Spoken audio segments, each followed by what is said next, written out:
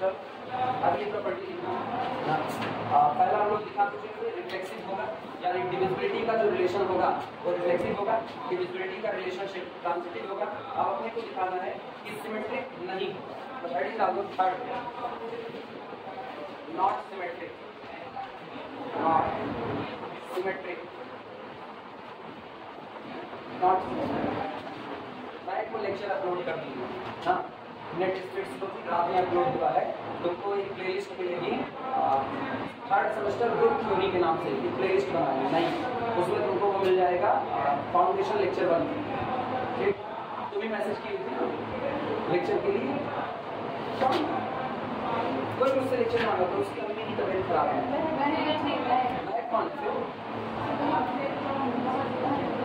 मैं कौन तो मैं नहीं हूँ,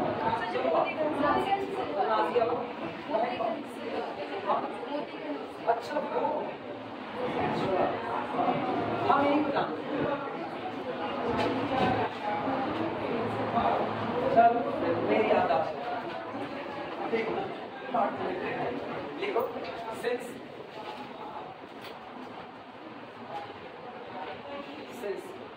नॉट सिमेट्रिक का मतलब सममित नहीं। अगर ए बी को डिवाइड करेगा तो बी ए को डिवाइड करे, ये कोई जरूरी नहीं है। यानी if A is the divisor of B, it need not implies that, ये कोई जरूरी नहीं कि ये आपको कहे कि B is also the divisor of, B is divisor of, ये कोई जरूरी नहीं। इसको चाहे वैसे प्रूव करो, चाहे आप सीधे लिख लो, थ्योरेटिकली लिखने की चाहे एक एग्जांपल उठाओ, 2 is the divisor of 4, but 4 is not the divisor of 2. So the relation of divisibility is not symmetric. एक लाइन में बात करें लिखना,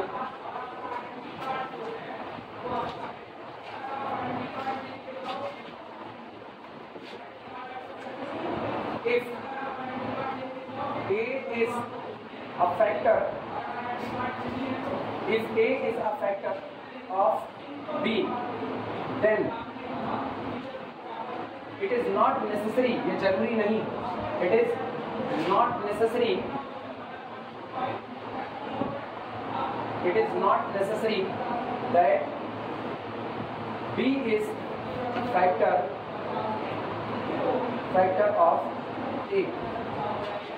अगर A B का फैक्टर है, या तो हम लोग डिविजिबिलिटी की थ्योरी में ये बात सीधे सीधे कहे हुए थे कि कोई नंबर किसी दूसरे नंबर को केवल तभी डिवाइड करेगा जब ये नंबर उसका फैक्टर होगा।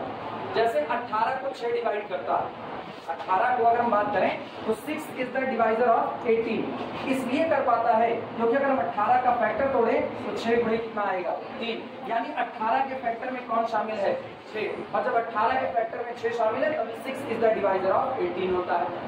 तो अगर हम ये कह रहे हैं कि 18 के फैक्टर में 6 शामिल है, तो ये जरूरी नहीं कि 6 के फैक्टर में 18 शामिल हो। 6 का फैक्टर करो, 6 का फैक्टर करोगे 3 मेरे 2 गुणे कितना होगा 1, क्या इसमें 18 मिला आपको नहीं। और चूंकि 18 इज नॉट फैक्टर ऑफ 6, सो इसलिए 18 इज नॉट डिवाइजर ऑफ, इसलिए 18 कभी भी 6 को काट नहीं सकता। क्लियर है ये बात है? एग्जाम्पल में लिख रहा है, फॉर एग्जाम्पल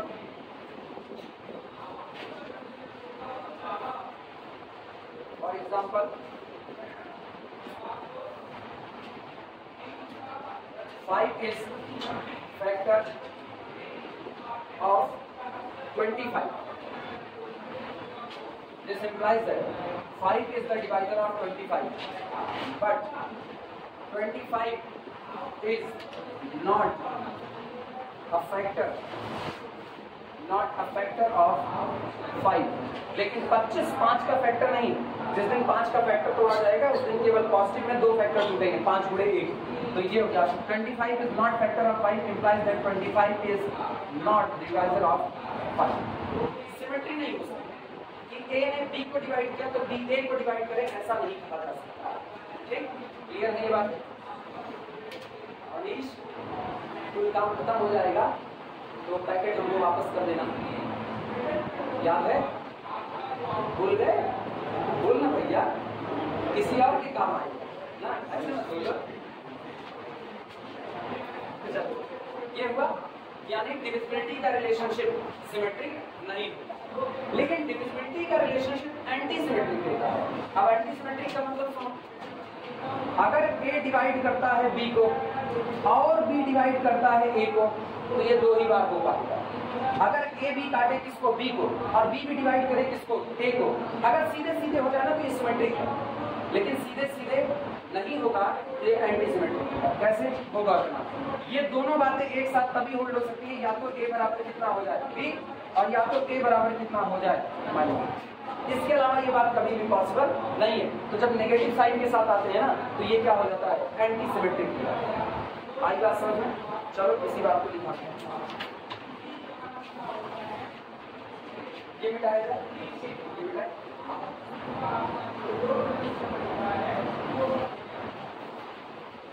डाल देना एंटी सिमेट्रिक चौथी पर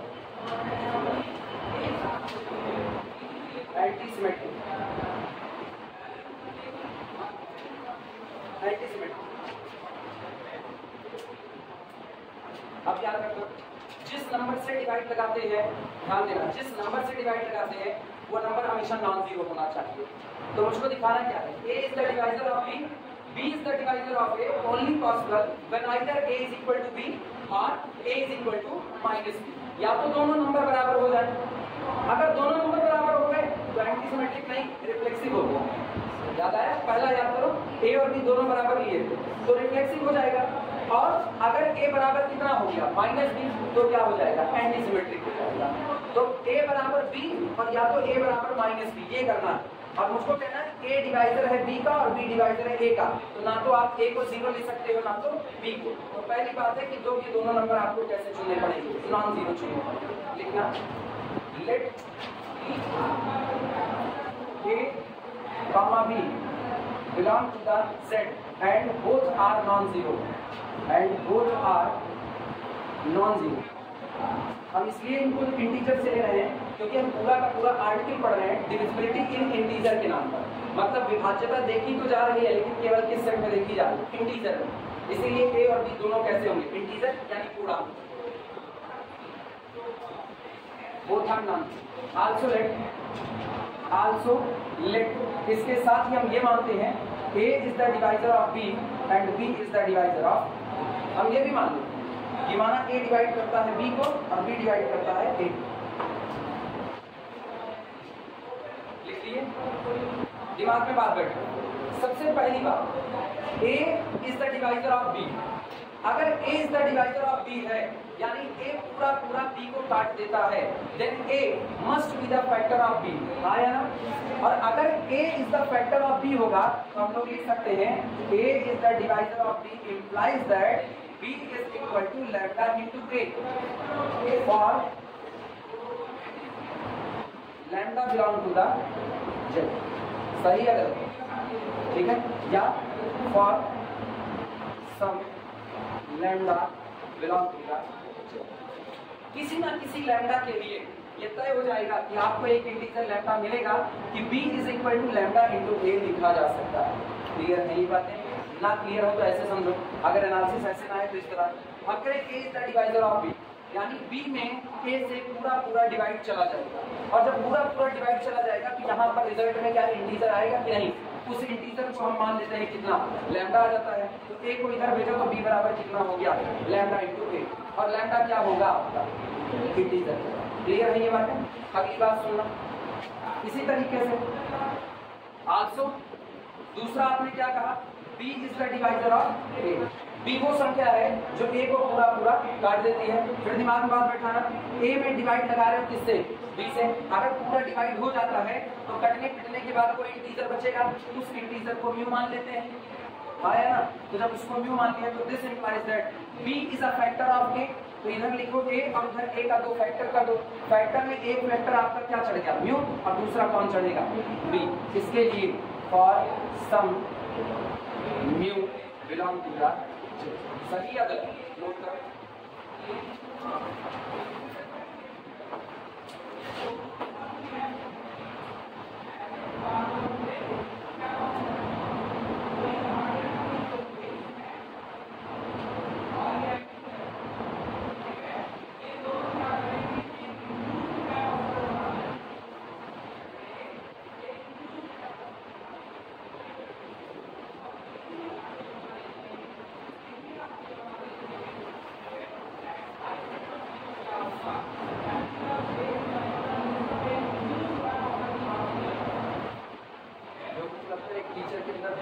चाहिए और मेरा धैर्य जवाब दे रहा है, इसलिए हम पढ़ाना चाहिए। मेरा धैर्य नहीं जवाब पढ़ाएंगे तो फिर भी हम और काम क्या कर सकते हैं, गगेती मारने जाएंगे नहीं, पढ़ाएंगे तो करती है।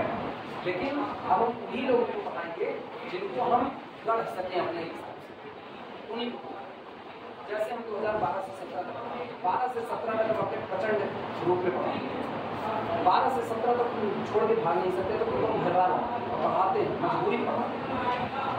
अब तक 12 से 17 तक जो लोग निकले हैं मेरे पास ना, वो 12 से 17 तक वाले, अभी एक लड़का था, एक बार उसको हम बहुत बदतर तरीके से डाले, क्लास में मोबाइल चलाते बहुत बदतर तरीके से डाले, और जब डांटे नहीं एक हाथ चढ़ दिया।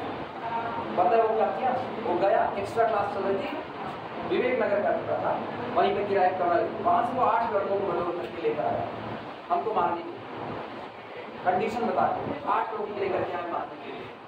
और उसके बाद कहा गुरुजी 2 मिनट बाहर, हम बोले कि आ जाएंगे तो दिक्कत तुमको बहुत फर्क नहीं पड़ा, चले गए बात। जिन 8 लोगों को लेकर के आया था उसमें से 6 लोग रेहड़ी वाले निकल गए। रेहड़ी वाले मतलब जो सुबह शाम मेरा पैर छूते हैं, तो उसी चांदलाल चौकड़ी के रिश्तेदार हैं जिसके हम बाप रहे हैं। तो उसके बाद ये 6 लोग मिलकर उसको कूटे जम, और बाद में वो रोते हुए चला गया। फिर वो 1 हफ्ते के बाद मेरी क्लास बैठना शुरू की, लेकिन जब तक मुझसे पढ़ा तब तक वो ऐसा हमको देखता जिस तक इसे वोट करके पी जाए, तब तक। फिर अभी ज़्यादा नहीं, कुछ दिन बीता और मुझसे मिलने आया मेरे बात में, कुछ दिन बीता मेरे लिए गिफ्ट कुछ ले करके आया। और उसके बाद उसका सेंटेंस क्या था, सर उस दिन हम बहुत बड़ी गलती किए हुए, अब हमको समझ आता है कि आप क्यों डाले, वक्त बीत गया। पता है उसको कब समझ में आई बातें कि टाइम की पंक्चुअलिटी क्यों उसको सिखाए थे, तो क्यों उसको तैयारी करते हुए 5 साल हो गए, भीड़ इतनी बड़ी है, 5 साल से वो एक नौकरी को, अदर नौकरी के लिए तरस रहा है और नौकरी नहीं है। अब उसको समझ में आता है कि क्यों उसको टाइम की पंक्चुअलिटी सिखाई जा रही थी, उसका क्यों उसको पढ़ने के लिए कहा था। अब उस दिन बड़ी देर तक बैठे उसका कह रहा है सर उस दिन के लिए आज भी माफी मांगते हैं। अब यार हम तो उस दिन को याद नहीं रखते, तुम याद दिलाए तो याद आ, हमको नहीं याद रखते।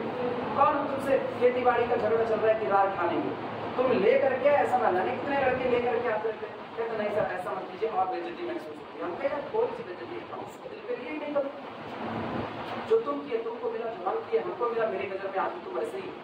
लेकिन उसका सेंटेंस बार बार ये सर आज समझ में आज 17 तक ये आलम चल रहा है। 17 तक हम स्टूडेंट को उस लेवल पर जाकर के सिखाते थे जहाँ बाई को कुछ नहीं करता। अभी जब से हम इस व्यवस्था में शामिल हो गए ना, तब से मुझको ये व्यवस्था सही नहीं नजर आ रही। हम अकेले ही मिल करते और हम अकेले ही चल रहे हैं। मेरे जैसा आदमी व्यवस्था में नहीं चल सकता इस तरीके से। अपनी व्यवस्था खुद बनाओ, उसमें कर्मणि शुक्ला। अगर तुम फिर कभी ऐसी व्यवस्था में फंस गए ना, तो याद रखना 3 दिन के बाद एंट्री नहीं देगी। भूल जाओ कि कभी हमको देखोगे। अभी भी मौका है, ये सेशन की शुरुआत और तुम वापस लौट करके आए, अभी भी मौका है। किसी ऐसे देवता को खोज लो जिस देवतान पे पैर चढ़ाने को देवता तुमसे बोले हम तो ब्रह्म हैं ना, ब्रह्म से नहीं परम जो पूजे जाते हैं लौंग फूल चढ़ा करके पड़ोसी घर बता। जान बूझ के कुछ नहीं होता इस दुनिया में, सब कुछ अनजाने में ही होता है। मर्डर करने वाला भी कहता है ना माय लॉर्ड, अनजाने में घोप दिए, उनको पता नहीं था तड़िया बाहर आ जाए। इस वक्त की पंक्चुअलिटी को अगर सीख जाओगे ना तो तुमको समझ में आएगा।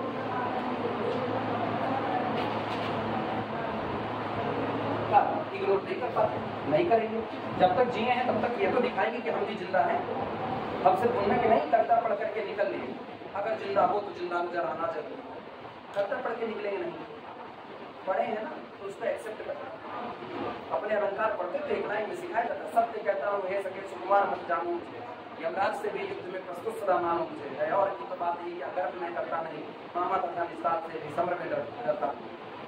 वो सिखाया यूं ही अलंकार नहीं डाल दिया कि आप उसको पढ़ लो, उठा लो, लिख लो, नंबर लो, इसलिए नहीं डालता। गट्स है खड़े होकर के बात, नहीं है तो बस खाली दूसरे के नाम है ना, भैया सलाम बाबू सलाम कर।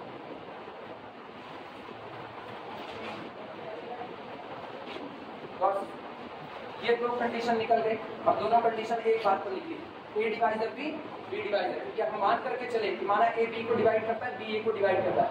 अगर ये सिमेट्रिक होता ना तो कोई बवाल ना था, हमको कुछ ना प्रूव करना पड़ता, लेकिन ये सिमेट्रिक हुआ ही नहीं। मुझको ये मिल गया कि 4 is the divisor of 12 but 12 is not the divisor of 4। ये बवाल पैदा किया। तो सामने वाला पूछेगा ना फिर कब होगा, जब आप ये कहते हो a is the divisor of b but b is not necessarily divisor of a, तो कब होगा? तो उसका जवाब हम देंगे, ये 2 ही दिन होगा। या तो a और b बराबर हो जाए और या तो a और b के मैग्नीट्यूड तो बराबर हो लेकिन साइन अपोजिट हो जाए। a 4 हो जाए और b -4 हो जाए। दोनों डिफरेंट है। a कितना है 4 और b कितना है -4, बहुत अलग है। वो नेगेटिव की दुनिया में 4 स्टेप पर बैठा है और ये पॉजिटिव की दुनिया में 4 स्टेप पर बहुत दूर दूर मौजूद है। और इन दोनों के बीच में कितने लोग बैठे हैं? इनफाइनाइट लोग बैठे हैं। लेकिन उसके बावजूद भी दोनों एक दूसरे को डिवाइड करें। क्यों? क्योंकि दोनों का मैग्नीट्यूड सेम है। यही बात यहाँ साबित है। ध्यान से सुनना। ये कितना लिखा है? लैम्डा है, ठीक है। ये कितना लिखा है? 8। सेकंड वाले इक्वेशन में लैम्डा का मल्टीप्लाई करो, सेकंड में लैम्डा का मल्टीप्लाई करो। इसे कहते हैं इक्वेशन 1, इसे कहते हैं इक्वेशन 2। और लिखना now lambda multiplied by equation 2 give lambda multiplied by equation 2 give कितना देगा? Lambda into a is equal to, यहां मल्टीप्लाई करो लैम्डा इनटू म्यू और इनटू कितना, सही है गलत? लेकिन ये बताओ इक्वेशन 1 से लैम्डा a कितना है? तो इक्वेशन 1 का यूज करो। Using equation 1, using equation 1 lambda a की वैल्यू पुट करो, कितना आया? b is equal to lambda mu into कितना b। लेकिन क्या तुमने शुरू में ही b को नॉन जीरो कह दिया था कि नहीं? और अगर शुरू में b नॉन जीरो था तो ये और ये कैंसिल आउट हुआ, आपको मिला कितना? Lambda into mu is equal to कितना? 1। दो नंबर का प्रोडक्ट और दोनों ही नंबर इंटीजर हैं। यहां गौर करो, लैम्डा कौन? इंटीजर, म्यू कौन? इंटीजर। दो इंटीजर का प्रोडक्ट 1 आ रहा है, ये केवल और केवल एक ही 2 बार पॉसिबल है। या तो लैम्डा और म्यू दोनों खुद 1 1 हो जाए और या तो लैम्डा और म्यू दोनों -1 -1 हो जाए, अदरवाइज नहीं हो सकता। यानी कि which only possible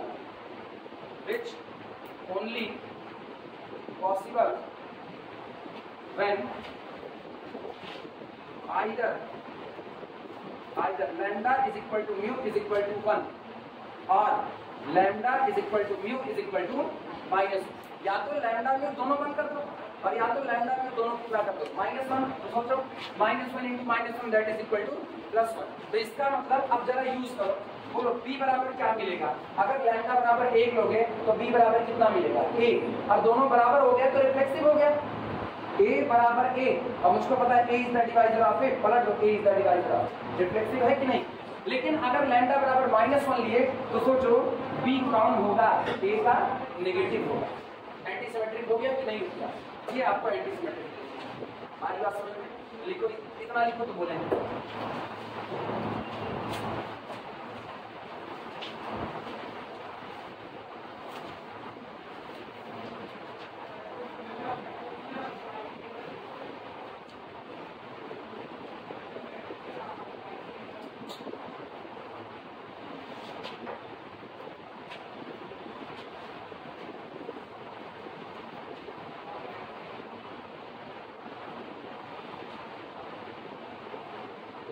लड़के पास में आज भी मजाक बना दिया जाता है, कोरोना टाइम के पास मजाक बना दी।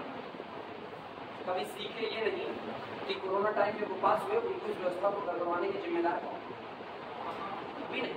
लड़कों को टारगेट करना बड़ा आसान है। क्या पढ़े तुम साथ, क्या पढ़े? कोई ये नहीं कहा तुम्हारे मास्टर क्या पढ़ाए, कोई नहीं।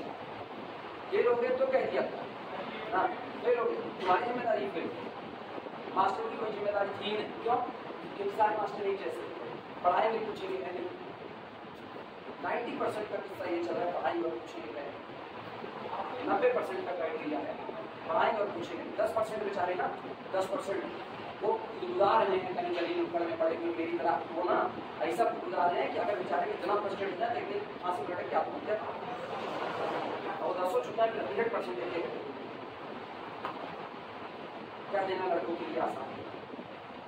और लड़के 90% होते हैं ना, 90% लड़के इनको पूछ रहे क्यों? एक दिन आपको डांटेंगे, जो ना डांटे वही तो सबसे अच्छा मास्टर लोग को अपने बढ़िया लाभ करके घुमाना चाहते करते उससे अच्छा मास्टर को बेटो पढ़ने पढ़ना न पढ़ना चिंता।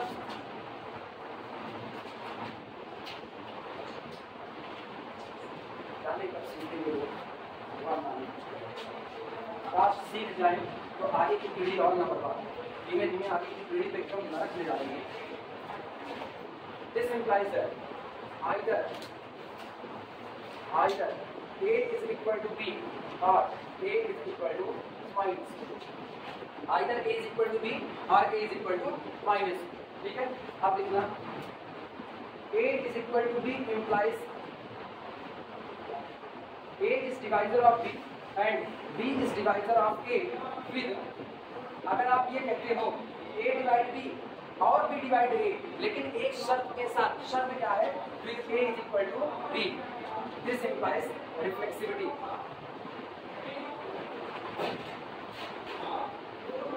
This implies reflexivity.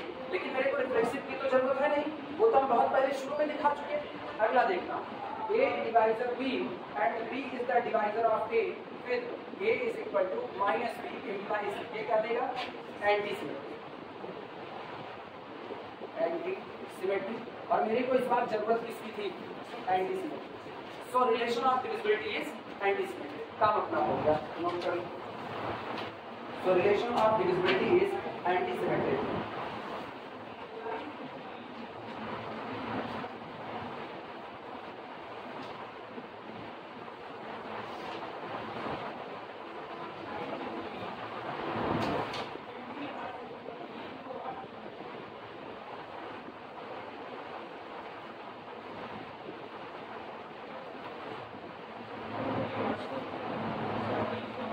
कंबाइंड करके एंटी सिमेट्रिक दे दिया, दोनों कंबाइंड करके A divide B, B divide A, only possible either A is equal to B और A is equal to minus B, ये कंबाइंड करके एंटी सिमेट्रिक दे दिया, ठीक है। लेकिन उसमें से एक हिस्सा आपको रिफ्लेक्सिव भी दे देगा, क्योंकि जब A बराबर B हो गया तो आप उसको रिफ्लेक्सिव भी बोल सकते हैं।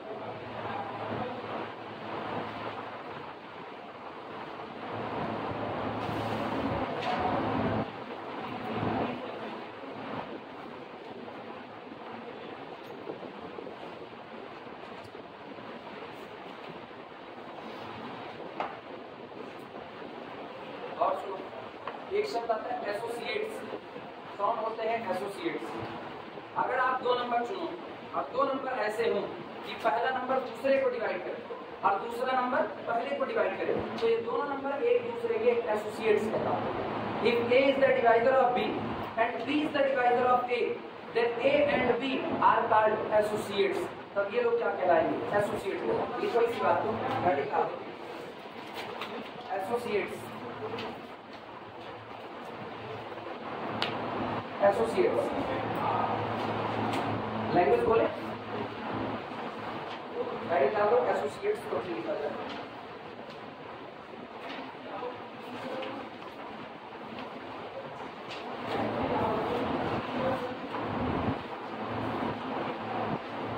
बोला जाए, लिखो टू इंटीजर्स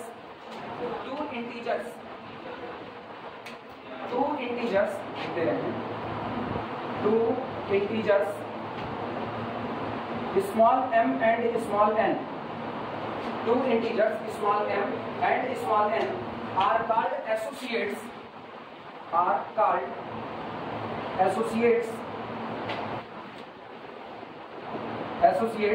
if यानी m is the divisor of n and n is the divisor of m, and के नीचे अंडरलाइन कर देना, दोनों एक साथ आने चाहिए, ये नहीं कि m n को डिवाइड कर दे और n m को डिवाइड ना करे।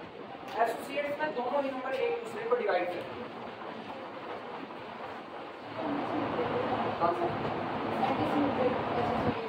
हाँ वही अभी हम थोड़ी देर में बस इसके तुरंत बाद हम लोग ना इस बात को प्रूफ करने चल रहे हैं। ऑलरेडी प्रूफ हो चुका कि अगर दो नंबर, कोई नंबर आपने x चुना तो x का एसोसिएट्स कौन कौन होगा, या तो x खुद अपना एसोसिएट्स होगा और या तो इसका एसोसिएट्स -x होगा। मतलब आप एक नंबर चुन लो 5, ठीक है। अब आपको एक और इंटीजर चाहिए, दो इंटीजर आप चुनो, हम यहाँ पर एक इंटीजर x लिख देते हैं। 5 और x एक दूसरे के लिए एसोसिएट्स का काम करेंगे अगर 5 is the divisor of x and x is the divisor of कितना हो जाए 5, और ये दोनों रिलेशन केवल एक बार हो सकते हैं, या तो x बराबर 5 हो जाए और या तो x बराबर -5 हो जाए, इसके अलावा नहीं हो सकता। तो अगर आपने कोई भी नंबर चुन लिया स्मॉल x जो कि नॉन जीरो नंबर है, तो स्मॉल x के दो एसोसिएट्स आपको मिलेंगे, एक मिलेगा प्लस x और दूसरा मिलेगा माइनस x। क्लियर है ये बात? चलो इसी बात को लिखते हैं।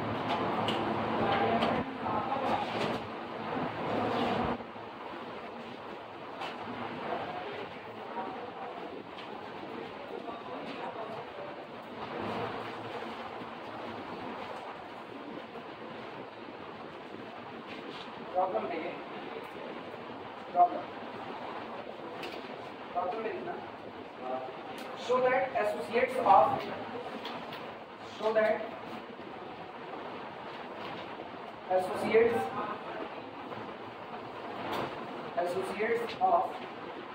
x are x and minus x।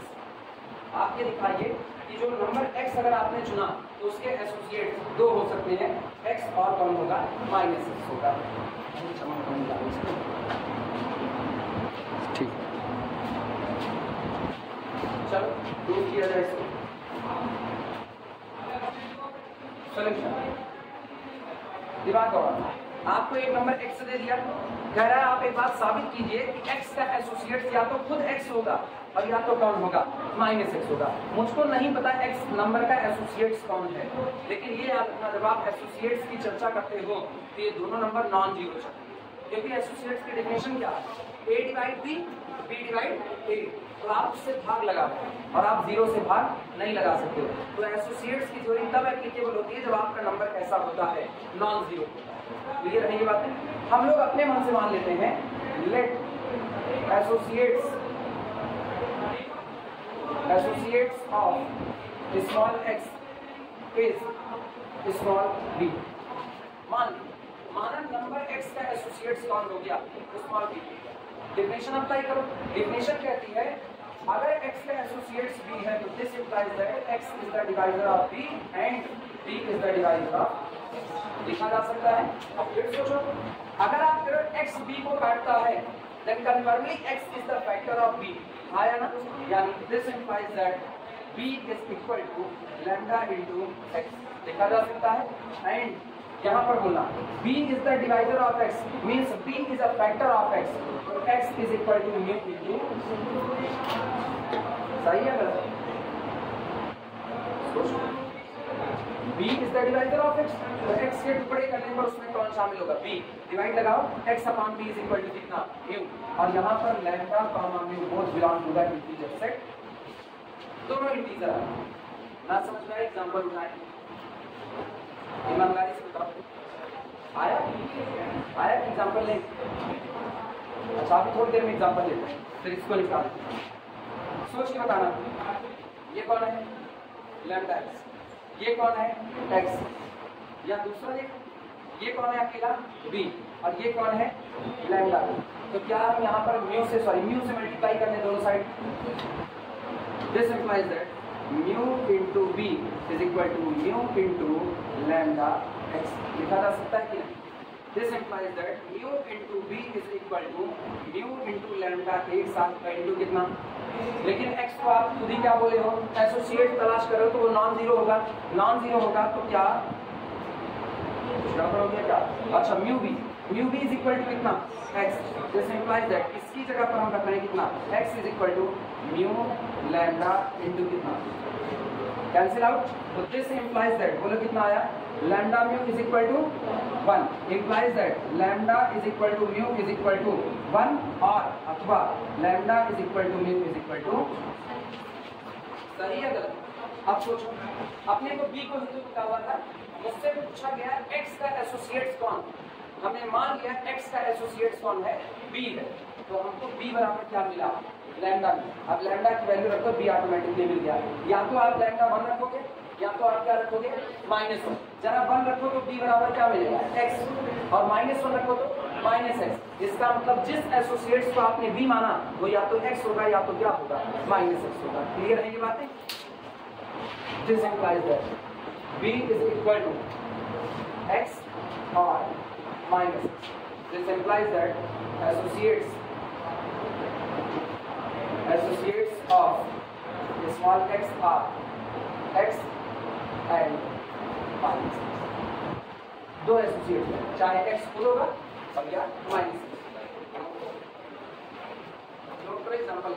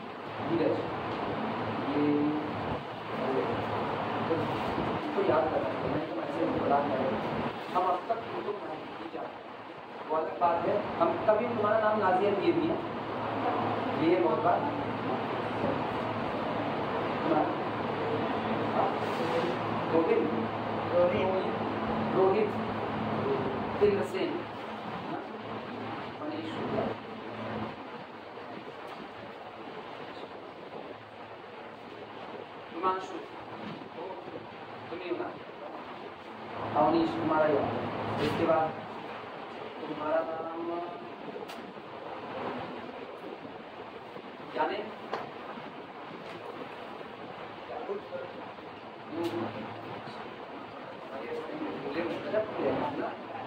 Swati, ये है निष्ठा, आंचल और नाम बोलो बच्ची को, बोल ले सोनाली, और उसके बाद नाम आकांक्षा, बराबर ऐसे नाम बोले हटाए दे ये हटाए।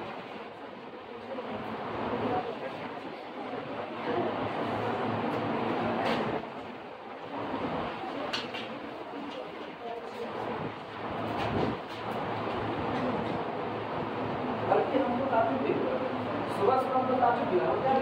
कल को मम्मी की तबीयत खराब है, हम वीडियो अपलोड नहीं कर दिए आज सुबह इतनी जल्दी, तो मुझको ये लगा कि वीडियो हम रात में तकरीबन 12:30 के आसपास अपलोड किए हुए हैं, तो ऐसा लगा मतलब डेली वीडियो नहीं मिल पाएगा, इसलिए चलो कोचिंग चलते हैं किसी तरीके से देख लिया। हमको ये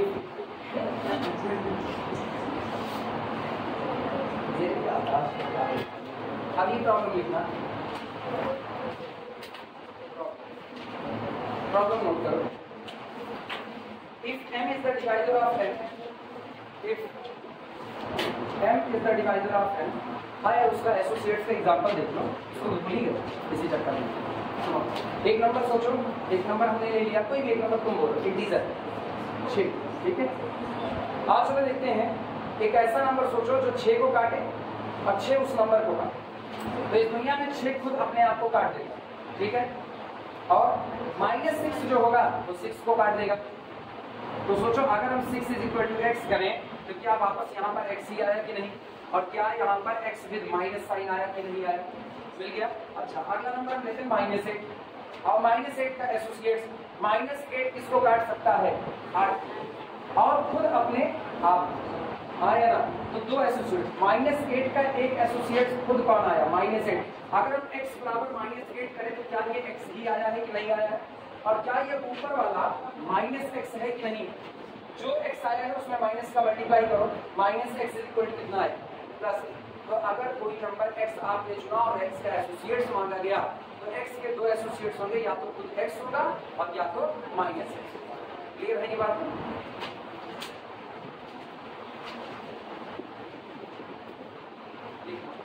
m is the divisor of n and m is the divisor of p।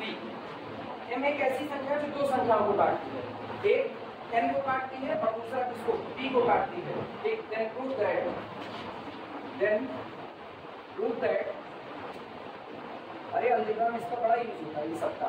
then prove that m is the divisor of n plus p and m is the divisor of n minus p। एक संख्या आपने उठाई, कोई number आपने उठाया m, वो किसी और नंबर को डिवाइड करता है और वही नंबर m किसी दूसरे नंबर को भी डिवाइड करता है, तो वो नंबर m इन दोनों नंबर के सम को और इन दोनों नंबर के डिफरेंस को भी डिवाइड करेगा।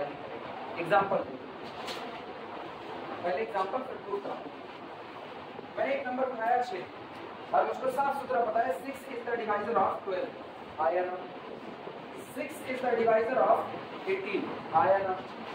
सही, 6 पक्का डिवाइड करेगा इधर 12 8 20 10 20 दोनों का सम, इसको ऐसे 12 प्लस कितना करेगा।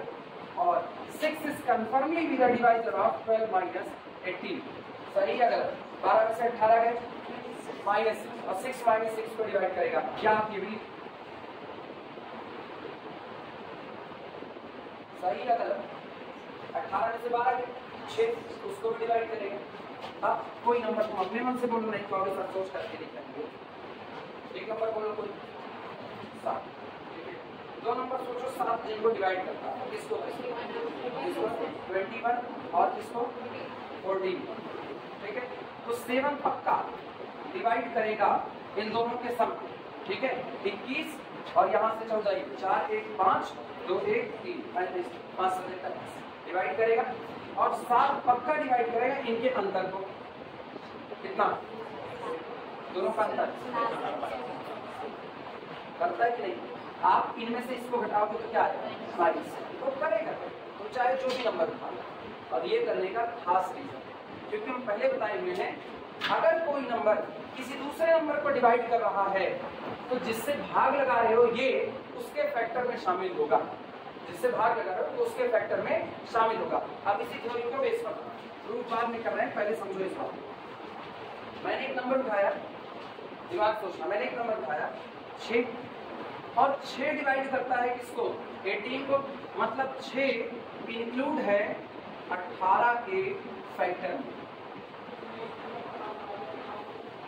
सही है गलत? 6 इंक्लूड है, मानते इस बात? If 6 is the divisor of 18, then 6 clearly included in the factor of 18. सहमत हो? फिर गौर करना, 6 is the divisor of 12, आया ना? It means 6 included in the factor of 12, वहां भी शामिल है। अब सोचो 6 एक बार 18 के फैक्टर में शामिल हो गया, फिर यही 6 किसके फैक्टर में शामिल हो गया 12 के फैक्टर में शामिल हो गया, दोनों के फैक्टर में शामिल है। तो जब यार तुम 18 और 12 ऐड कर रहे हो तो एक तो ये 6 का अपने अंदर में 6 को लेके बैठा है और ये भी अपने अंदर में 6 को लेके बैठा है, तो क्या दोनों में से 6 कॉमन ले गया कि नहीं? दोनों में से 6 कॉमन हुआ। अब जैसे दोनों में से 6 कॉमन हुआ इसका मतलब 6 इनके सम के फैक्टर में भी शामिल हुआ कि नहीं? और यही तो डिफरेंस का हाल हो रहा है, यही डिफरेंस था, क्योंकि जो चीज दो जगह पर मौजूद है आप उसको कॉमन कर सकते हो कि नहीं। अब कॉमन होते ही नजर आ रही कि एक फैक्टर हम भी तैयार हैं।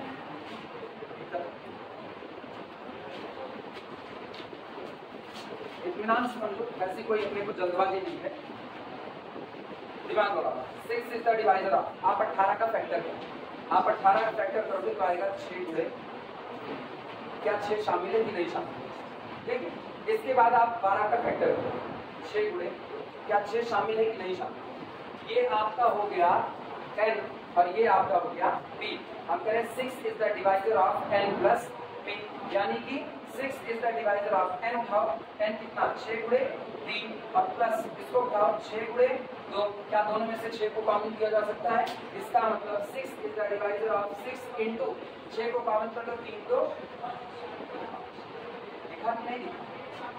इसीलिए कहा जाता है कि अगर m is the divisor of n, m is the divisor of p, it means m is a factor of n, m is a factor of p, then m must be the factor of n plus p. और same condition किसमें हो जाती है, minus में। भाई आप minus करोगे तो आप क्या करोगे, जहां मैंने प्लस का साइन लगाया वहीं आप इसका लगा माइनस का, आएगा तो 6 कॉमन है ये ना, ये ऐसा नहीं कि नहीं आएगा, फिर से वही बात आ जाएगी। क्लियर हुआ, चले प्रूफ किया जाए।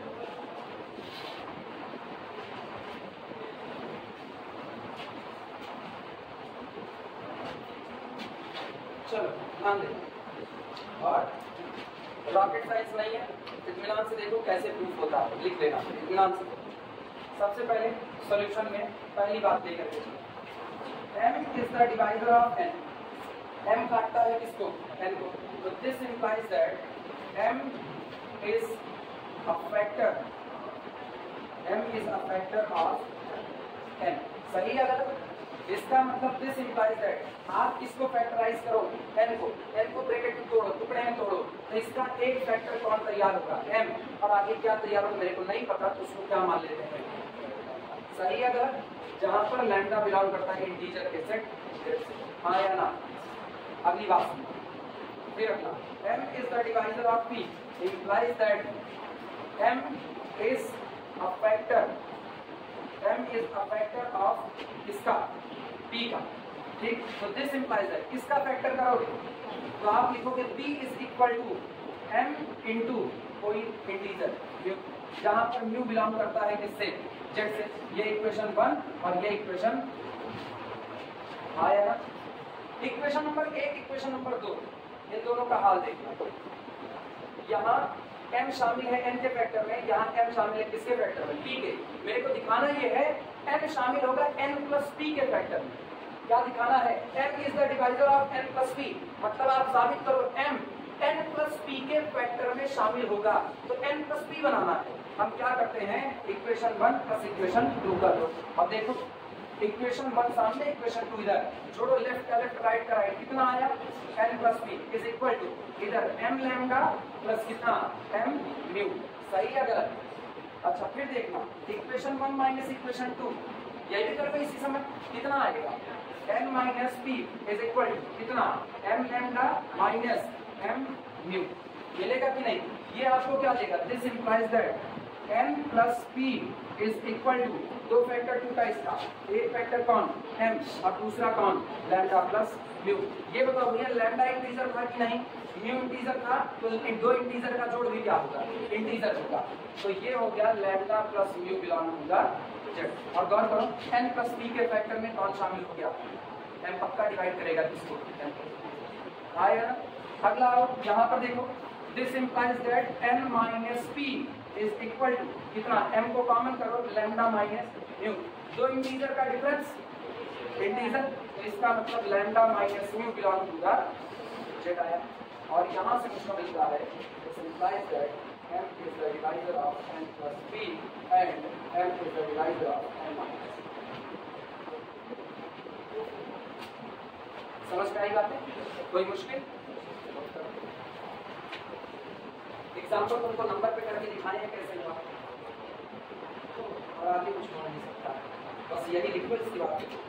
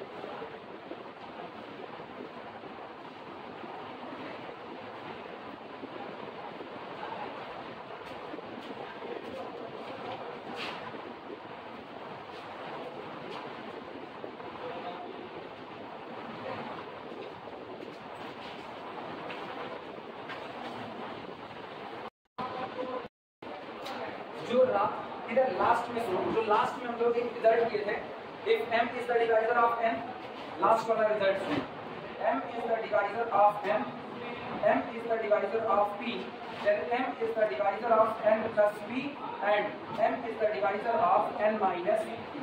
इसी रिजल्ट को हम लोग और ज्यादा जनरलाइज कर रहे हैं। यहाँ पर हमने केवल एक बात कही हुई थी बस कि अगर m किसी नंबर n को काटता है और m किसी नंबर p को काटता है तो उन दोनों नंबर के सम को और उन दोनों नंबर के डिफरेंस को उसको भी डिवाइड करेगा ही करेगा। हम इसको generalisation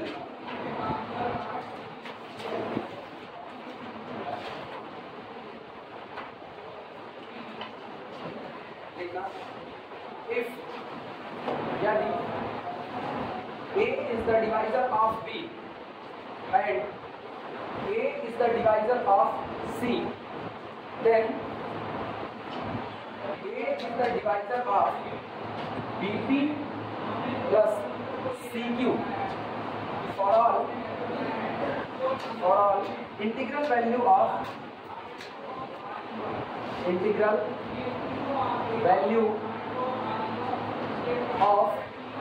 p and q, for all integral value of p and q। ये उससे ज्यादा जनरलाइजेशन है, ये तो समझा पहले लिखो। अरे भाई दोनों अगर तुमको a b c में दिक्कत लग रही ना तो तुम ये लिखना m is the divisor of m, m is the divisor of p, then m is the divisor of np। अच्छा m है और m is the divisor of p, उधर n और p था ना तो यहाँ लिखना पड़ेगा m is the divisor of lambda n plus mu p for all integral value of lambda and mu। सब ये लिखना क्लियर हुआ।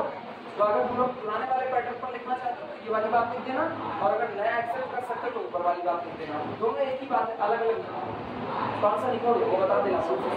कौन सा नीचे वाला अरे नहीं सारे को एक ही लिखो, या तो ऊपर वाले लिखो या तो नीचे वाले।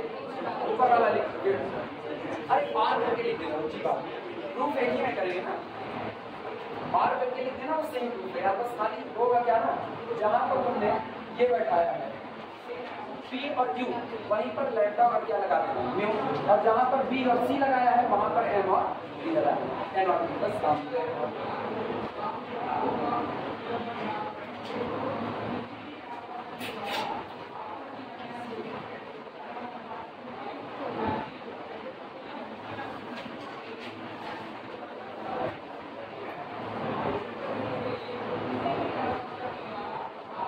ये सब कुछ पढ़ा जाता है नंबर थ्योरी में, और नंबर थ्योरी का यूज होता है अलजेब्रा में।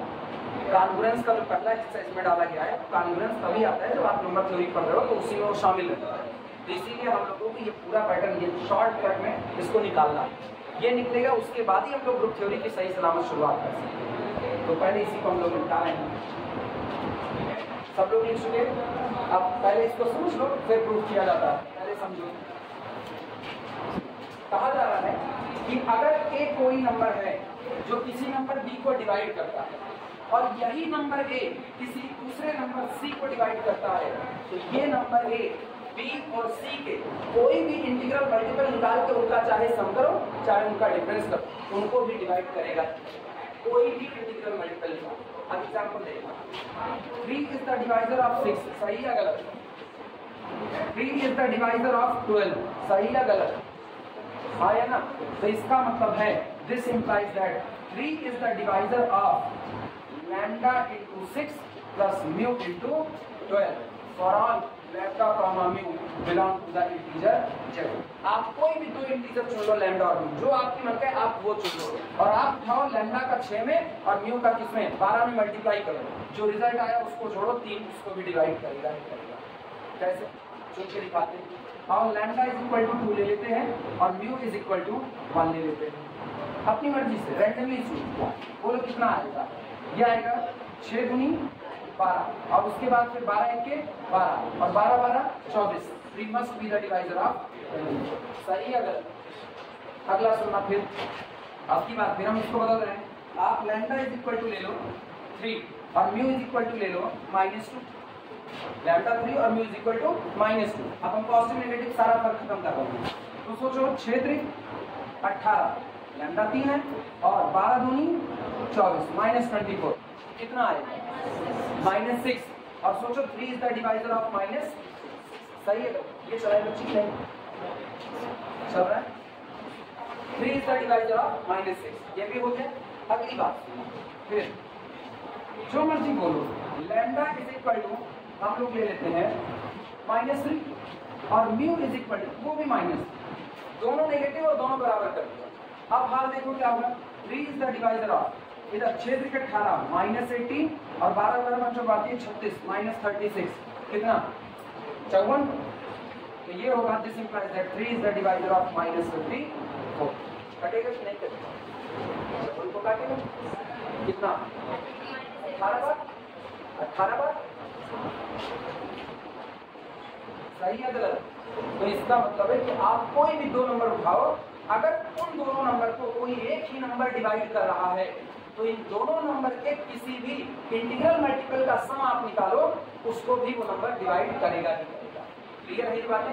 क्यों ऐसा हो रहा है वो सुनना। वो अगर तुम इस पे निकाल डालो तो तुमको साफ पता चल रहा है। 3 is the divisor of 6, it means 3 is the factor of 6। सही है गलत? वर्डिंग याद करो, 6 का फैक्टर करोगे तो उसमें कौन शामिल होगा? 3 शामिल होगा। 3 इज द डिवाइजर ऑफ 12, इसका मतलब 12 का फैक्टर करोगे तो कौन शामिल होगा? 3। अब गौर करो 6 के फैक्टर में 3 शामिल है, मतलब लैम्डा इंटू 6 में कौन शामिल है? 3। 12 का फैक्टर करोगे तो 3 शामिल है, तो इसमें भी कौन शामिल होगा? 3। अब क्या दोनों में से 3 को कॉमन कर सकते हैं? मतलब इस पूरे हिस्से में कौन शामिल है? 3। तो 3 अपने आप होता है। आई बात समझ में? बस यही सारा का सारा था। चलिए प्रूफ किया जाए।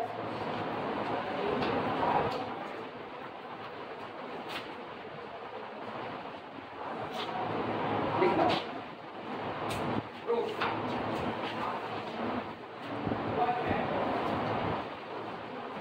Since A is the divisor of B, this implies that अगर आप वर्डिंग में लिखें तो अगर A B का डिवाइजर है तो A B का कोई ना कोई फैक्टर होगा।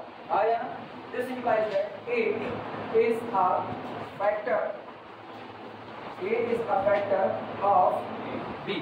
अभी A is the factor of B और इसका मतलब क्या हुआ? अगर A B का फैक्टर है तो B is equal to, B को फैक्टराइज करो, एक फैक्टर हम चढ़ा देते हैं, इसका कौन सा? लैम्डा, और एक फैक्टर सही है लगे वो भी बताना। और अगर तुमको ये लगता है कि सर P और Q का इस्तेमाल किया तो वहां पर P लिख दिया तो ठीक है, हम P लिख सकते हैं, कोई दिक्कत थोड़ी है। चलो अभी लैम्डा लिख के चलो, अभी बाद में देखा जाएगा अटकेगा मामला कि नहीं अटकेगा। पहले तो एक बार ना गलत करके देखते हैं, लिखना मत कुछ, गलत करके देखते हैं। अगला A is the divisor of C. This implies that A is a factor of C. So this implies that C can be written as mu into, लिखा जा सकता है कि नहीं? सारे लोग सहमत हो? अब बताओ तुमको क्या चाहिए? B into P, C into Q। तो पहले इक्वेशन में किसका मल्टीप्लाई कर दो? B का। B into P बन जाएगा कि नहीं? दूसरे इक्वेशन में किसका मल्टीप्लाई कर दो? Q का। तो this implies that पहले P into B is equal to lambda P into A। आया ना? सहमत हो? वो तो बोल दो। For P belong to the, कुछ भी ले लो यार, कोई भी आप ले लो, for all लिख देते हैं हम, for all small p belong to the Z। अच्छा यहाँ पर Q का मल्टीप्लाई करो, तो Q into C is equal to mu into Q और into कितना? A। for all Q belong to the Z। अच्छा अब एक काम करो, लेफ्ट का लेफ्ट और राइट का राइट छोड़ो, इधर कौन आएगा? BP plus CQ is equal to lambda P plus mu Q और इंटू कितना? A। सोचो आपने इस नंबर BP प्लस CQ का क्या किया? फैक्टर किया, और जैसे इसका फैक्टर हुआ उस फैक्टर में कौन शामिल हो गया? A। Then A is the divisor of BP plus CQ। और क्या P और Q को फिक्स किया गया फॉर ऑल, यानी वो कोई भी इंटीजर आप लोगे तो उसको होगा ही होगा। यानी this implies that A is a factor of BP plus CQ for all P comma Q belong to the integer set Z। So this implies that A must be the divisor of BP plus CQ। सही या गलत? Proof समझ में आया सबको? अब note कर सकते हैं। सही गलत?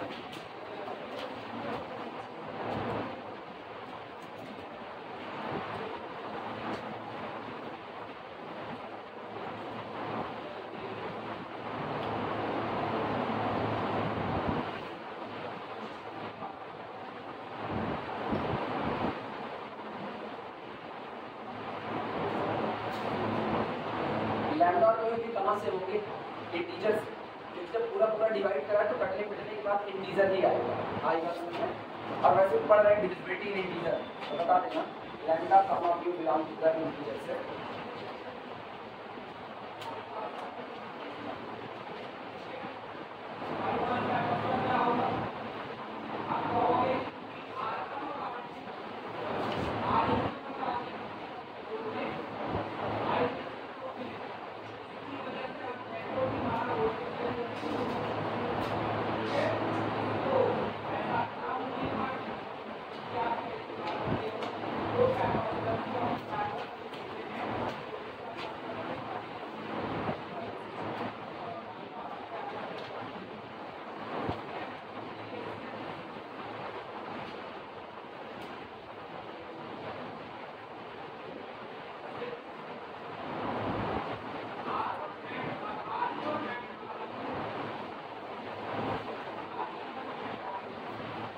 लिख लो थोड़े इसके एग्जांपल भी दिखा दे रहे हैं। एग्जांपल साथ में लिख लो, बाद में जब तुम इसको पढ़ोगे तो तुमको कोई कंफ्यूजन नहीं होगी, तुमको एक्सेप्ट होगा तो हाँ ये अपना अपना है।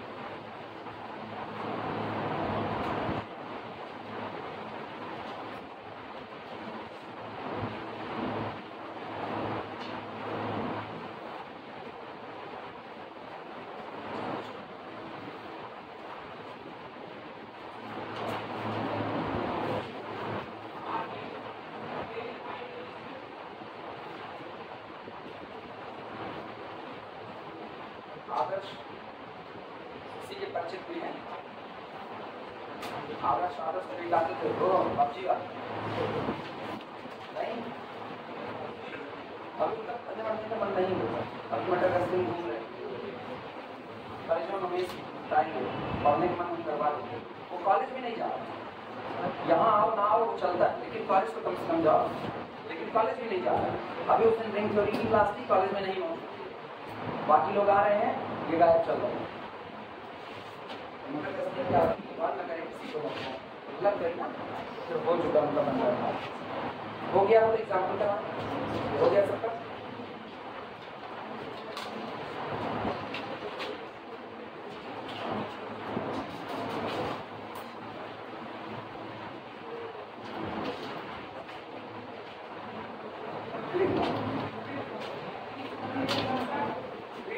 Divisor of 12 and 3 is the divisor of 18 implies that 3 is the divisor of 12 lambda plus 18 mu for all lambda comma mu belong to the children. Example, अगर 3 काटता है 12 को और 3 काटता है 18 को, तो 12 का कोई भी इंटीग्रल मल्टीपल निकालो, 18 को कोई भी इंटीग्रल मल्टीपल निकालो और उसके बाद दोनों को ऐड कर दो, उसको भी 3 हमेशा डिवाइड करेगा ही करेगा। For example, a lambda is equal to, बोलो कितना भी जो कहो तो बोलो। अब इतना बात मत देना, थोड़ा तुम इस करवाएंगे छोटा छोटा। और mu is equal to -1, ठीक है? Implies that 3 is the divisor of 12 36 36 और -18. Implies that 3 is the divisor of कितना? कितना? 18. सही है? 3 18 को काटेगा काटेगा। अगला 8 lambda is equal to -2 mu is equal to -3। ऐसा क्यों? अब हाल देखो क्या होगा। नहीं -3 करेंगे तो 18 का 3 बार मानना पड़ेगा, 0 से नहीं करेंगे, इसको 2 कर देंगे, एक माइनस को दूसरा प्लस दो। अब देखना तो 3 इज द डिवाइजर ऑफ 12 दूनी 24 -24 और फिर अगला कौन सा होगा 18 36 प्लस 36 कितना आएगा 6 6 12, अरे 24 36 6 36 implies that 3 is the divisor of 12। और ये भी कैसा आया।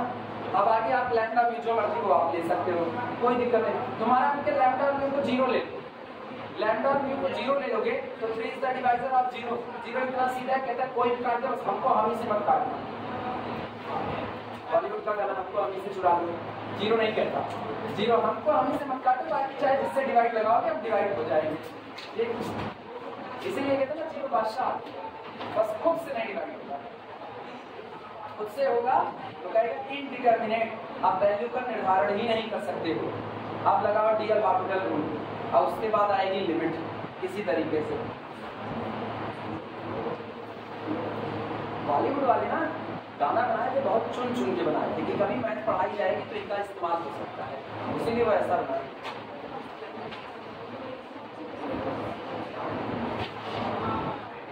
और वो लड़के ना जो 2 दिन क्लास आते हैं 3 दिन गायब रहते हैं, वो उनको क्या कहते हैं, वो हिमेश रेशमिया के ब्रांड एम्बेसडर झलक दिखला जाए ना, उनको बस बुलाता एक बार आजा आजा झलक दिखला जाए।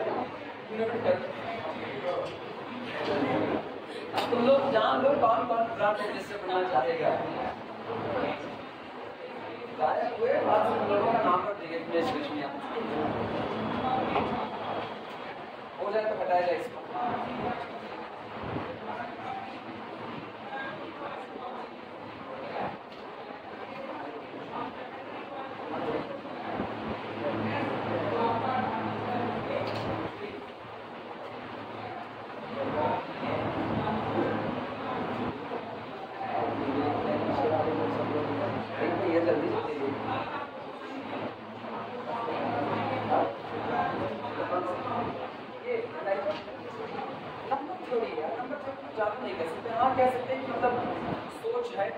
ऐसा भी होता था, लोग जानते नहीं थे, लोग नंबर थ्योरी पे काम किए, ये भी लोग जानते नहीं। कह सकते हो जो ना आए और वो आपको पहली बार नजर आए तो जादू, ये कहा जा सकता है। हटाया जाए इसको। हाँ, जब इसको किसी ने पहली बार बनाया होगा तो बिल्कुल ये जादू थी।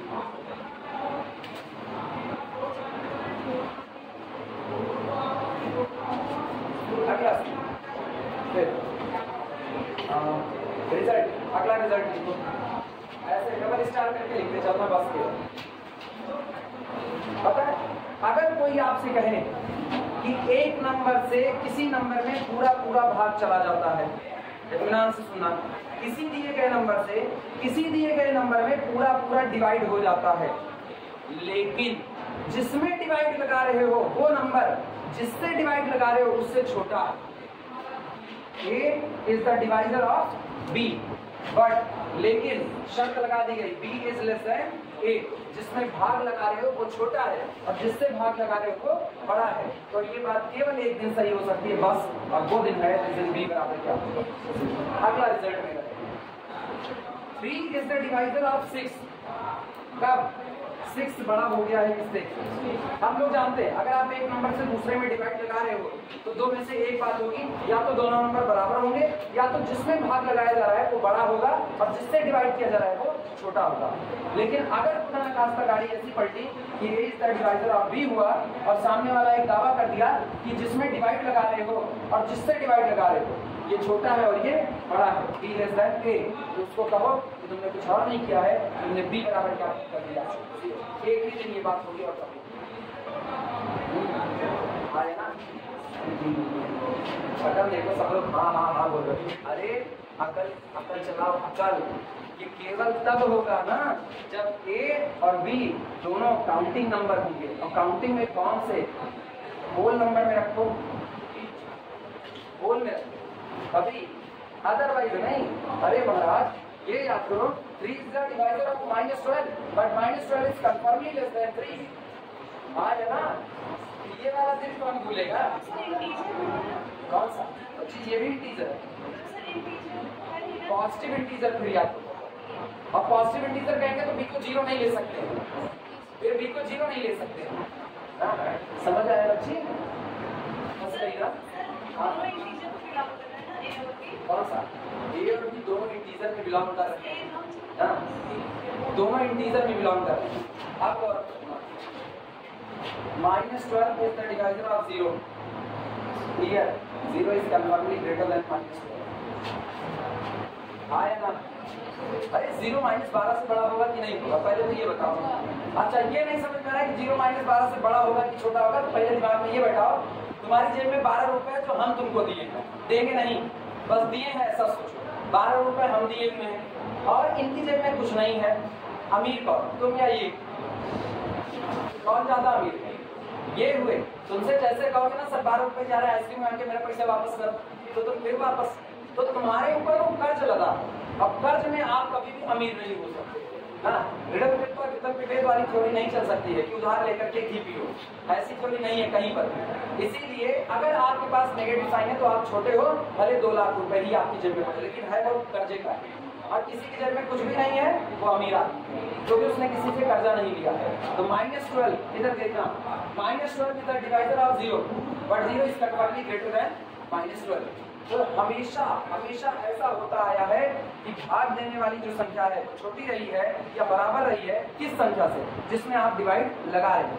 अगर हम कह दें ए और बी दोनों होल नंबर हैं, ए और बी दोनों कहाँ से होल नंबर है, तो जिससे डिवाइड होगे पहली बात तो वो 0 हो नहीं सकता है, नहीं हो पाएगा, वो 0 होगा नहीं। और तब आपके पास आप ये कहो a is the divisor of b and b is less than a, तो केवल एक बार होगा जब b कितना चढ़ाया जाएगा, 0।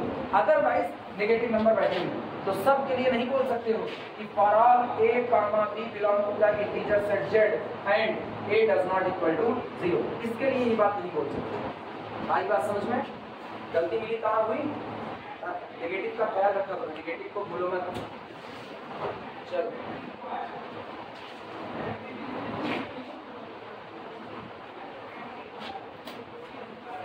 लिखना, लिखो लिखो। If A is the divisor of B, ठीक है, and B is less than A, where जहाँ पर A and B are non-negative, non-negative का मतलब ये हो गया होल नंबर, वो जो नेगेटिव नहीं है। अच्छा जो नेगेटिव नहीं है क्या वो पॉजिटिव होगा? जो नेगेटिव नहीं है क्या वो पॉजिटिव होगा? वो 0 भी हो सकता है। तो जो नेगेटिव नहीं है वो कैसा होगा? नॉन नेगेटिव कहलाएगा। उसको आप पॉजिटिव नहीं बोलोगे, नॉन नेगेटिव, क्योंकि जो नेगेटिव नहीं है उसमें 0 भी शामिल है और 0 पॉजिटिव भी नहीं है।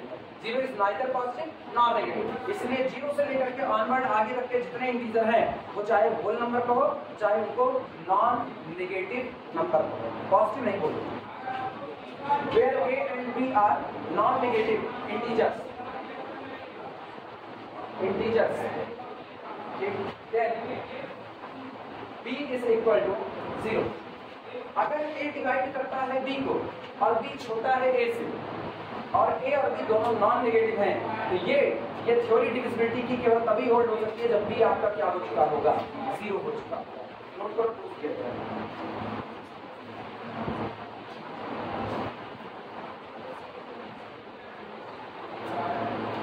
हो जाए बताना।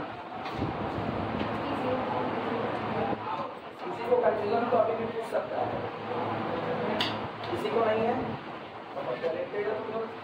तो बैठते तो आपको कहते हैं हमको जरूर है, लेकिन ये हम अपने टीचर से कभी नहीं अपने मन में लिखो। पहला यहाँ से शुरुआत करते हैं, पहले यहीं से उठाएंगे। A is the divisor of B. This implies that अगर A B को डिवाइड करता है then confirmably A is a factor of B, आया ना?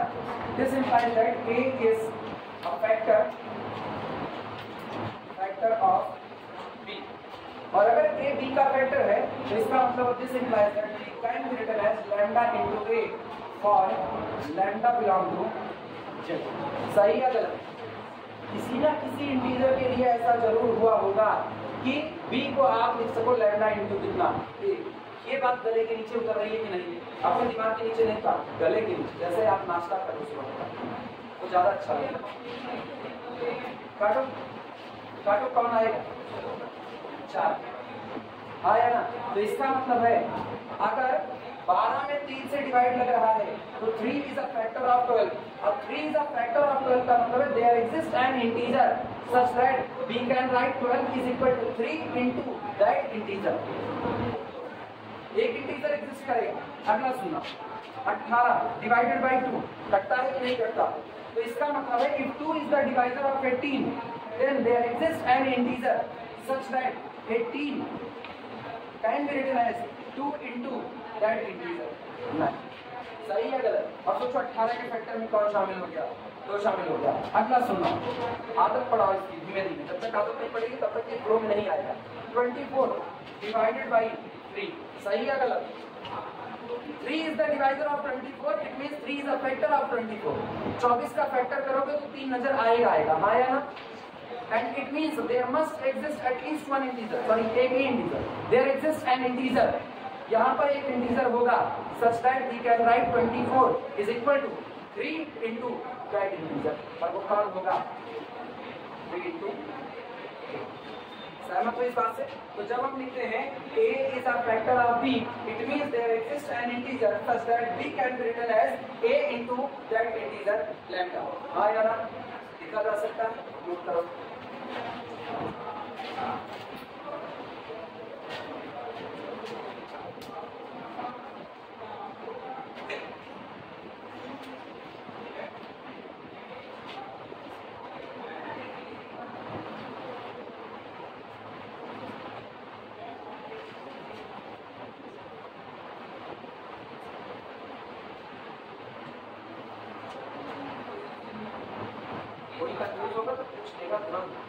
ऐसी चीज चल रही है बहुत ध्यान से समझने की है। तुमको हो सकता है कुछ लोगों को थोड़ा आसान इसमें कौन सा पूछने वाली चीज है, जिस दिन इसका एप्लीकेशन करना चालू करेंगे उसी दिन काम से दिमाग निकल जाएगा। इसीलिए अभी एकदम इत्मीनान से समझो। तुमको तुम्हारी भाषा में इसलिए कहा, तुम लोग मुझे कहते हो ना नहीं समझ में आया काम से दिमाग देखिए, वो कभी किसी काम से दिमाग करते हुए हम तो देखें, हम देखें टीवी में चार्ली चैपलिन। अच्छा अब दिमाग की बात सुनो, मतलब दिमाग की बात सुनो, कान से बात सुनो, दिमाग में बात डालो। b इज इक्वल टू क्या लिखा गया? Lambda into. सोचना, इन्होंने कहा आप ये बात साबित कीजिए कि अगर a b को डिवाइड करता है और b a से छोटा है तो पक्का b बराबर कितना होगा? 0। हम ये कहते हैं माना a b को डिवाइड करता है लेकिन b 0 नहीं। हम लोग मान let if possible, let if possible, माना अगर समझ, लिखना मत केवल समझो, let if possible b does not equal to 0, माना अगर संभव हो तो b 0 नहीं है। अच्छा अगर b 0 नहीं तो सोचो होगा क्या? तब होगा ये, तो this implies that non zero, ध्यान से सुनना, non zero integer is equal to, non zero integer is equal to product of two integers. लिखना मत इसको, केवल समझो इंटीजर्स। सही या गलत? यही लिखा गया है। b क्या मान लिए तू? Non zero. अगर b नॉन जीरो तो लैम्डा इंटीजर a इंटीजर, तो b is the product of two different integer. हो गया कि नहीं? अरे डिफरेंट टू इंटीजर्स। इसका मतलब this is equal to non zero integer is equal to lambda into कितना हो गया? a। अब अपने दिमाग में सोचो, जब आप लिखे हो कि ये एक इंटीजर ऐसा है कि आप इन दोनों को मल्टीप्लाई करते हो तब ये बनता है, तो आपको एक बात की गारंटी मिल चुकी है कि ये और ये जो दोनों हैं, ये दोनों इससे या तो कम होंगे या तो बराबर होंगे। सही है?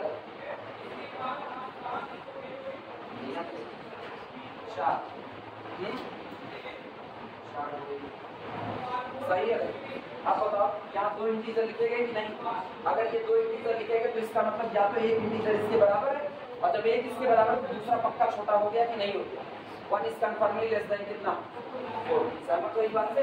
अगला सुनना, फिर हम इधर लिख रहे हैं 6 और इधर मैं लिखा 6 इज इक्वल टू 3 इंटू 2।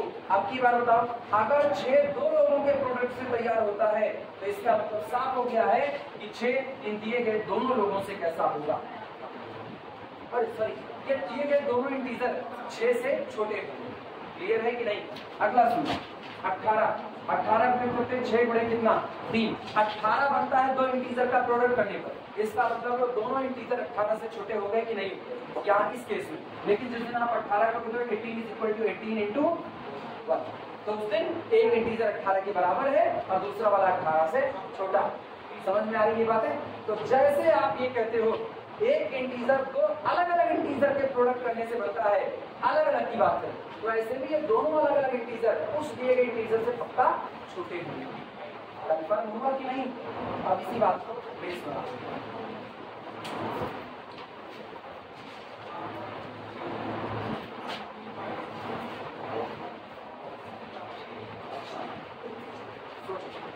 इसका मतलब ये हुआ दिस इंप्लाइज दैट। अभी अभी हमने कुछ कहा, वो बात याद रखना। हमने कहा अगर कोई नंबर दो नंबर के प्रोडक्ट करने से बनता है, दो नंबर के प्रोडक्ट करने से, तो तय हो चुका है इनमें से कोई एक नंबर होगा, कोई एक नंबर होगा जो या तो b के बराबर होगा और या तो b से छोटा होगा। सही या गलत। तो हम उस नंबर को a उठा, तो either a less than b और a इज इक्वल टू, सही या गलत। कब मान करके आए, क्या मान के आए सोचो। तुमने माना b नॉन जीरो, एक तो तुमने ये माना कि a b को डिवाइड करता है जो कि दिया गया था, और ये मान करके तुमने b को लिख दिया लैम्डा इनटू a, और b एक इंटीजर है जो दो इंटीजर के प्रोडक्ट करने से बनता है। अगर आपने b को नॉन जीरो माना तो बात तय हो चुकी है कि अगर कोई इंटीजर दो इंटीजर के प्रोडक्ट से बनता है तो उनमें से एक इंटीजर ऐसा जरूर होगा जो या तो b से छोटा होगा और या तो b के बराबर होगा। सही या गलत। लेकिन आपको दिया क्या गया, दिया ये गया, तो क्या तुमको गलत बात मिली कि नहीं मिली। इट इज अ कंट्राडिक्शन, दोनों बातें कंट्राडिक्शन। अगर आप कहोगे b ग्रेटर देन a तब पर भी कंट्राडिक्शन, अगर आप कहोगे b is equal to a तब पर भी कंट्राडिक्शन। हाँ या ना। और ये गलत बात कब मिली, जब आपने माना b does not equal to 0। इसका मतलब ये बात तभी सही हो सकती है जब b बराबर कितना हो जाएगा। सहमत हो इस बात से। नहीं, अरे वो ऐसे ही से सहमत हो नहीं, अरे सहमत वाले को ऐसे ही ऐसे हिला हम कंफ्यूज। अब सुनो, चाहे तो तुम ऐसे लिखो जैसे हम लिखे, और चाहे तुम इसके तुरंत बाद आप लिख सकते हो this implies that b is greater than और इक्वल टू a। क्या लिखोगे, ऐसा वाला ये लिखोगे, अरे बताओ यही वाला लिखोगे।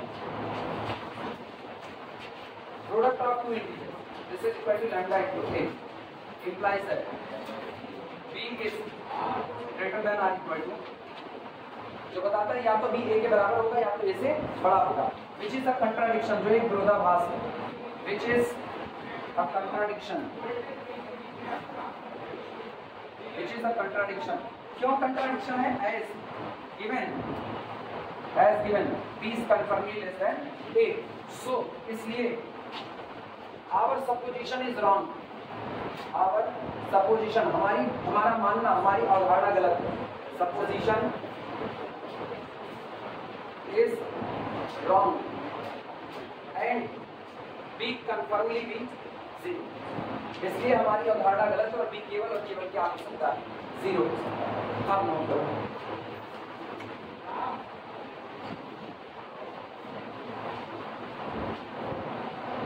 समझ में आया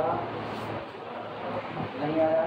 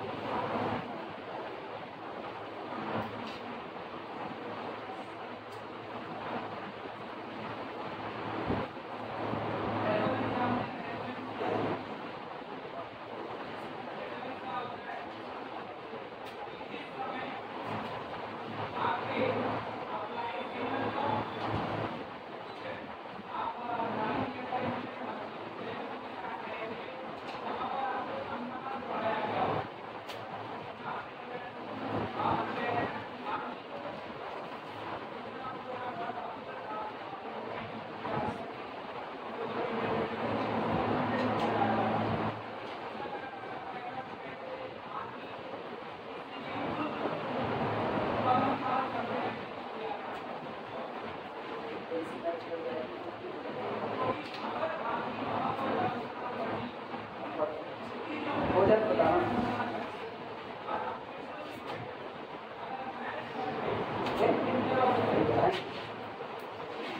अभी तो पढ़ा है, ये बिटा है इसको।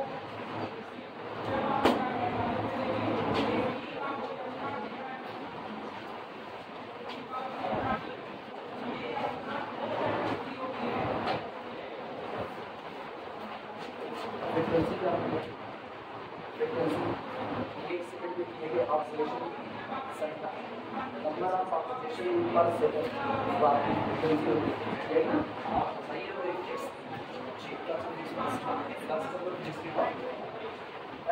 डिवीजन का एल्गोरिथम, विभाज्यता का सिद्धांत, डिवीजन एल्गोरिथम,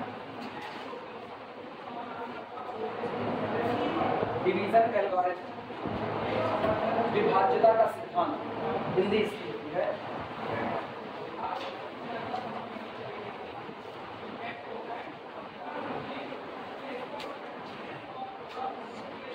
विभाज्यता का सिद्धांत।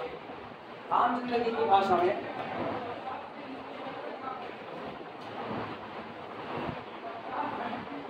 भाग देने का सिद्धांत, फैक्टर करने का सिद्धांत, बस सीधा सीधा विभाज्यता का सिद्धांत। सुनो, कुछ होता नहीं, भोपाल नहीं है कुछ भी। 2 नंबर उठाओ, कोई भी 2 नंबर, जब तुमने 2 नंबर को उठाया, 1 नंबर से दूसरे में डिवाइड करो, क्या क्या मिलेगा? 1 नंबर से दूसरे में डिवाइड लगाओ, क्या क्या मिलेगा? पहले तो हमने तुमको 2 नंबर दिए, चलो तुमको 1 नंबर दे रहे हैं 12 और 1 नंबर दे रहे हैं 4, 12 में 4 का डिवाइड लगाओ, तुमको क्या क्या मिला? बोलो क्या क्या मिला? 3 और 1। कैसे 3 और 1 मिला? अच्छा, वो देखो 12 और 3 दिए थे, 4 दिए थे, 4 तुम ऐसे कर दी, 4 1 4 4 3 12 3 और 1 ना। बच्चे ऐसा नहीं मिलना होता ना, ये तो हम लोग भाग लगा, बड़े हो गए, बचपने में जाओ, पता है इधर की गणित पढ़ने से अच्छा ना बचपने की गणित पढ़ो। देखो 12 में भाग लगा दो किसका? 4 से, तो 4 की आई 12 और रिजल्ट कितना? 0। तो नयका नयका कौन मिला? 3 और आया ना। इसको क्या बोलते हैं? कोसेंट, भागफल, और इसको क्या बोलते हैं? रिमाइंडर, शेषफल। पता चला? तो बस यही है डिविजिबिलिटी का नियम। डिविजिबिलिटी का नियम कहता है, या डिविजिबिलिटी का एल्गोरिथम कहता है कि अगर आप 1 नंबर से दूसरे नंबर में भाग लगा रहे हो तो आपको 2 चीजें मिलेंगी, एक आपको कोसेंट मिलेगा और एक आपको रिमाइंडर। और कोसेंट और रिमाइंडर कभी बदलते नहीं है, ये यूनिक। एक बार मिल गया तो मिल गया, फिर उसके बाद हम सॉल्व करें और चाहे मेरी अगली 10 पुश्तें और आगे वाली सॉल्व करें, हर बार 12 में 4 से भाग लगाने पर यही कोसेंट और यही रिमाइंडर बचेगा। ये नहीं कि एलन मस्क के परिवार वाले मंगल पर जाकर बच गया तो ये रिमाइंडर एक बच होगा, ऐसा नहीं, ये यूनिक होता है। यही होता है डिवीजन एल्गोरिथम, भाग देने का सिद्धांत। कुछ मुश्किल है नहीं? अब आप प्रूफ करते हैं इसको। पहले तो लिखा जाए स्टेटमेंट, बताते हैं कि जितना पढ़ो ना ऑलरेडी सब जानते हो, जितना पढ़ो तो सब जानोगे, लेकिन यहाँ एनालिसिस की भाषा में पढ़ो। अभी जो पढ़ो आज तक जानते थे 3 काटता है, 3 काटता है, अरे रुक गए, अरे 6 को 12 को 3 के किसी को नहीं पहले, ठीक है, और 3 काटता है 12 को, 3 काटता है 18 को, तो तुम लोग जानते थे 12 18 को जोड़ोगे तब भी 3 उसको डिवाइड करेगा। अब प्रूफ करो कि 12 का कोई मल्टीपल 18 का कोई मल्टीपल लेकर जोड़ दो, जो आएगा उसको भी 3 क्या करेगा?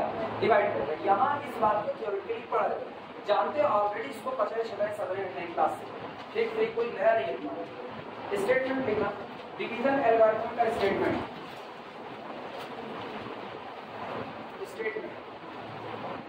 सुनो, 2 होते हैं, एक होता है जो केवल नॉन नेगेटिव इंटीजर में चलता है, नॉन नेगेटिव, और एक होता है जो जनरली लिखा जाता है सबके लिए।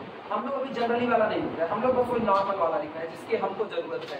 पर्टिकुलर लिखना, for any 2 counting numbers, for any 2 counting numbers, counting numbers, for any 2 counting numbers A and B, comma, there exist unique numbers, there exist unique number unique number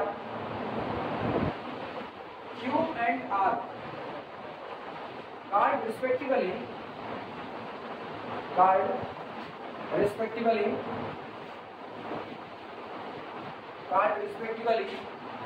quotient भागफल quotient and remainder such that जो इस प्रकार होते हैं, किस प्रकार होते हैं वो सुनना। आओ वापस 12 डिवाइडेड बाई 8, अब की बार 8 से भाग लगा। क्या हमने यहाँ कहा कि डिवीजन होना चाहिए पूरा पूरा? ऐसा तो नहीं कहा।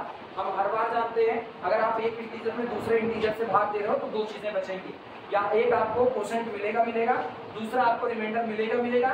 रिमाइंडर 0 मिलेगा तो नंबर ने दूसरे नंबर को पूरा पूरा काट दिया, और रिमाइंडर बच गया तो पूरा पूरा नहीं काट पाया। यानी अगर रिमाइंडर आपको 0 मिल रहा है तो A is the divisor of B, और अगर आपके पास रिमाइंडर बच रहा है नॉन जीरो तो is not the divisor of B। अब यहाँ पर देखना 8 के 8 और रिमाइंडर कितना बचा? 4 बचा कि नहीं? तो इसका मतलब 8 is not the divisor of 12।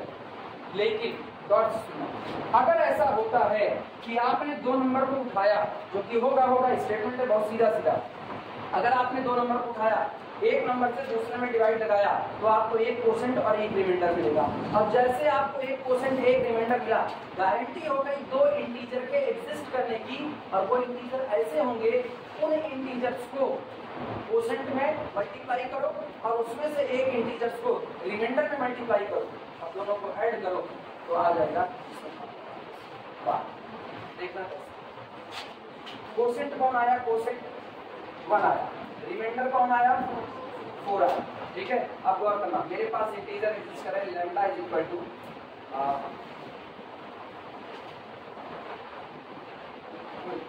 Lambda is equal to 1 ले लेते हैं, नहीं 8, लैम्डा इज इक्वल टू 8, और उसके बाद फिर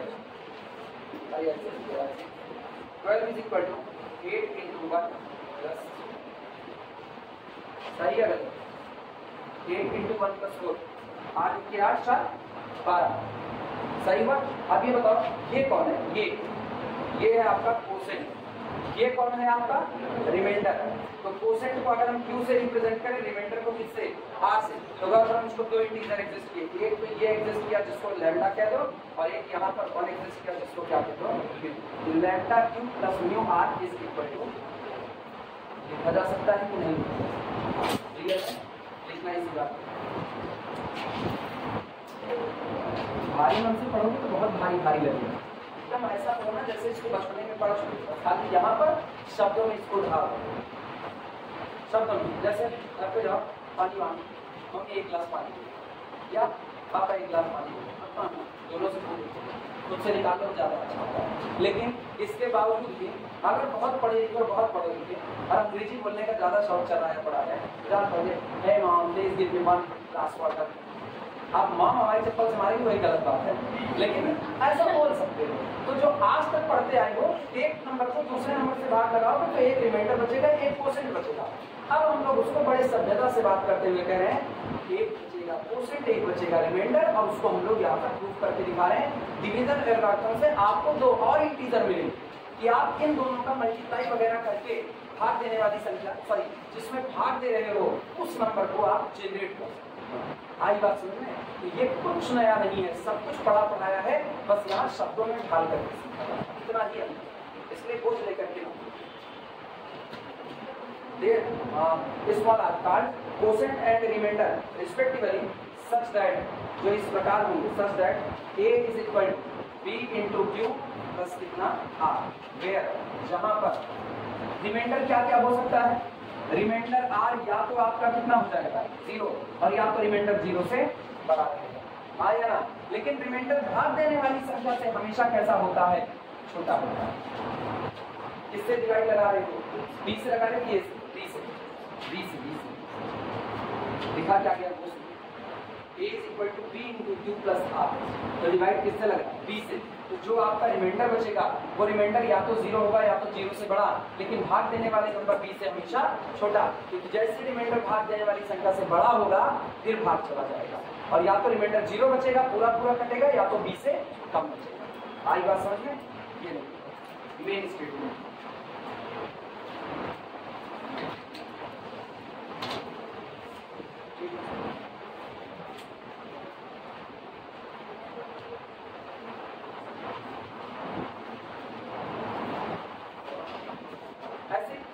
एग्जाम्पल फटाफट दिमाग लगाओ। कोई दो नंबर बताओ मुझको। a बराबर a बराबर 6, b बराबर कितना? नहीं बड़ा मत लो, भाग किससे लगाएंगे? b से लगाएंगे। कितना? 4। चलो 4 लेते हैं। अब गौर करना, 6 में डिवाइड लगाओ किससे? 4 से। 4 के 4, रिमाइंडर कितना? 2। तो ये आपका कौन हुआ? q, ये कौन हुआ? r, ये कौन हुआ? a, ये कौन हुआ? b। तो देखो आप लिख सकते हो कितना? a is equal to b into q plus r, यानी a कितना? 6 इज इक्वल टू b कितना? 4 और q कितना? 1। 4 इंटू 1 और प्लस r कितना? 4 के 4 2। सही या गलत? फिर अगला सोचो। अब की बार a बराबर बोलो कोई नंबर 10, b बराबर बोलो जिससे भाग लगाना है वो कम होना चाहिए।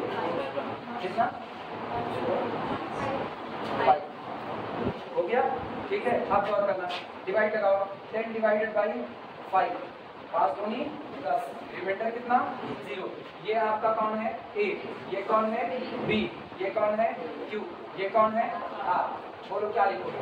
10 इज इक्वल टू मतलब a बराबर b इंटू क्यू और प्लस r। सही है गलत? हर बार लिख पाओगे कि नहीं? आप डिविजनल एल्गोरिथम केवल और केवल उन नंबर्स के लिए पढ़ रहे हैं जो नॉन नेगेटिव। नेगेटिव के लिए पढ़ेंगे तो इस r को ऐसे नहीं लिखता, इस पे मॉड बैठाना पड़ेगा, तब मॉड बैठाना पड़ेगा। ठीक है, या सॉरी रिमाइंडर पॉजिटिव भी बचाएंगे, इस b पर मेरे को ना मॉड बैठाना पड़ेगा। अगर भाग देने वाली संख्या नेगेटिव हो गई तो आप b के लिए फिर मॉड लगाएंगे, उसको नहीं पढ़ना, अपने को ऐसे ही नॉर्मल वाला निकालना है बस।